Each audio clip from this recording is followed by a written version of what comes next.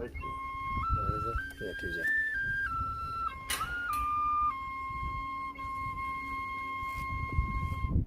Be thou my vision, O Lord of my heart, nor be all else to me, save that thou art. Thou great Father, thine own may I be. Thou in me dwelling, and I one with thee. Be thou my wisdom, and thou my true word. I ever with thee, and thou with me, Lord. Thou great Father, thine own may I be. Thou in me dwelling, and I one with thee. Be some remorn Liam Haysam Avea Magirfish Mastu Be some Gagias Gaglo Call and no you shut Liam Mele the ground.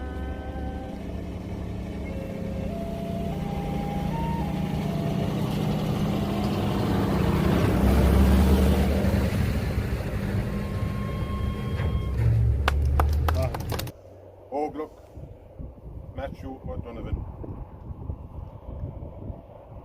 It was in the course of military roundup in Donnabháin district, about 7 miles north of Bandon. Donnabháin, the labourer's son, he was aged 32, was shot dead as he was proceeding along the road near his home at Quarry's Cross. In Tom Barry's own words, he said he was executed on the roadside. The Essex officer who murdered him, he got hysterical, ran to a neighbour's cottage, shouting, "Water, water. God forgive me, I've just murdered an innocent prisoner." He sat in a chair in the kitchen, crying out at intervals for God's forgiveness, until he was led away by his ruffian comrades.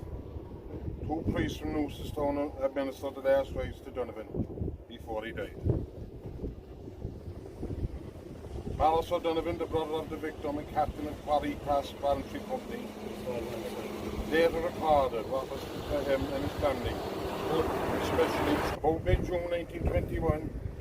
Major Percival's column from Bandon surrounded the company area and remained in the district for 3 days. During this period, they captured and shot his brother Mathew, and about 200 yards from his home left his body on the roadside. The enemy forces continued to raid the company area continuously up to the truce on the 11th of July 1921. Recruit volunteer Charlie Brown, who had just been captured by the forces and who was been taken to Bandon via Newcestown and Quarry's Cross, all local here, also later recalled Donnabháin's death as a murderer. When passing by Quarry Cross, one of Major Percival's officers interrogated a cottier named Mathew Donnabháin, and he shot him dead. Volunteer Mathew Donnabháin was buried in Temple Martin graveyard near Bandon. Soldiers testifying at a later military inquest asserted that they had shot and killed Donnabháin because he had refused their order to halt.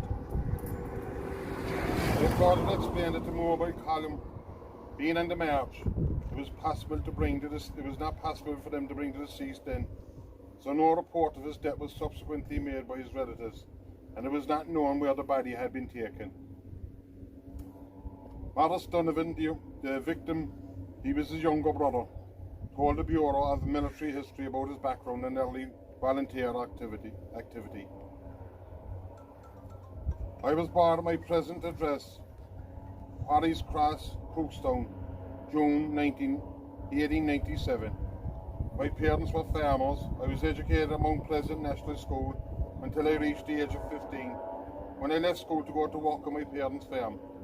I joined Quarry Cross Company Bandon Battalion, Cork 3 Brigade, when it was organised in the early 1919. The prime movers in the organisation of the company were Bat Fahey, Tim O'Mahony, Dan O'Callaghan and myself. The strength of the company was about 40. In 1901, Mathew and Maurice Donnabháin were 2 of the 5 co-resident children, 3 daughters and 2 sons, of Musgrove Temple Martin. He was a farm labourer, Owen Donnabháin and his wife Nora. Mathew was 13, he was the eldest, and Maurice was 4, he was the youngest, and there was 3 girls in between them. They had another 5 children after that. 1 died and 4 more lived. That was in the 1911 census. Donnabháin was reported to have 9 living children. Mathew was the eldest, and his brother Maurice was working as a labourer in the neighbouring Patterson farmer, William Bottomer of Musgrove. Well friends, that about sums up the story of Mathew O'Donovan.